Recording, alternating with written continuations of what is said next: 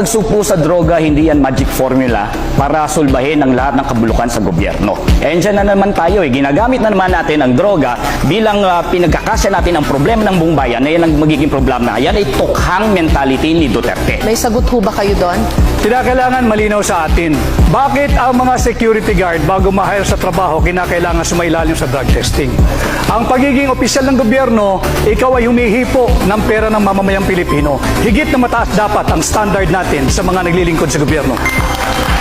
Attorney Espiritu? Bakit hindi tayo magkaroon ng competency test, integrity test, honesty test, at mahigit sa lahat, pro-masa test? Yan ba yung bangayan ni Marcos at Duterte? Yan ba may kinalaman yan sa sahod na hindi nakabubuhay ngayon? Yan ba may kinalaman sa kontraktualisasyon na nagpapahirap sa ating mga manggagawa? Yan ba may kinalaman sa kahirapan? Yan ba may kinalaman sa presyo ng mga bilihin? At yan ang mga nararamdaman ng taong bayan sa ngayon, hindi yung bangayang Marcos at Duterte. Ang usaping droga ay hindi bangayan ng dalawang nagbabangga ang pamilya sa politika.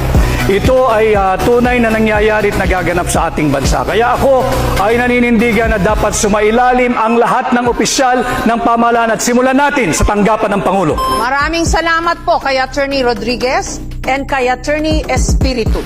Dapat lang kasuhan si dating Presidente Duterte at long overdue na ito. Libo-libo ang pinapatay ni Duterte pero wala pang napapanagot. Sinasabi natin dito na dapat ay yung kaso na ito ay matagal na, pati na rin siguro. Senator De La Rosa? Sagot ko dyan is conditional, no? Hybrid. Pwedeng yes, pwedeng no. Yes, in the sense na nobody is above the law. Kapag mayroon siyang nagawang kasalanan, kasuhan natin. Pero kung wala naman siyang nagawang kasalanan, huwag mo siyang kasuhan base doon sa kaso ng ibang tao. Because guilt is personal. Huwag po nating ipaangkin kay Pangulong Duterte yung kasalanan ni Ninja Caps. Kaya po, after 3 years na tapusan sa pag-uulong, walang kaso. So, mismong siya, si President Duterte, ay umamin na pumatay siya ng tao. Kaya kailangan siyang kasuhan. At ito, sino ba yung nagdisenyo ng mga policy na ito? Siya rin. At nag-cause ng pagpatay. Maging si Senator Duterte, Senator Bato ay dapat kasuhan. Gigil na gigil kang kasuhan si Pangulong Duterte at ako ng mga kaso na hindi mo kami maliling. Kumusta na po yung conviction mo sa kasong child trafficking? Ano na po nangyari? Bakit andyan ka pa? Hindi ka pa nakulong. Ang ordinaryong tao nagtatanong, porque congresswoman ka, hindi ka nakulong.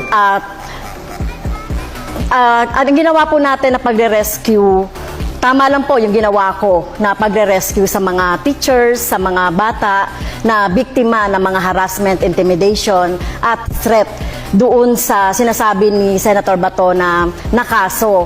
So, kung sino mang mga teachers, gagawin yon. Ano pong rescue na pinagsasabi niya? Na yung mga parents ng mga bata mismo ay galit na galit sa kanya. Bakit ginamit niya ang mga kabataan para sa kanilang kapakanan? Walang rescue nangyari doon. In fact, konbiktado ang isa sa kaso eh. There was no rescue.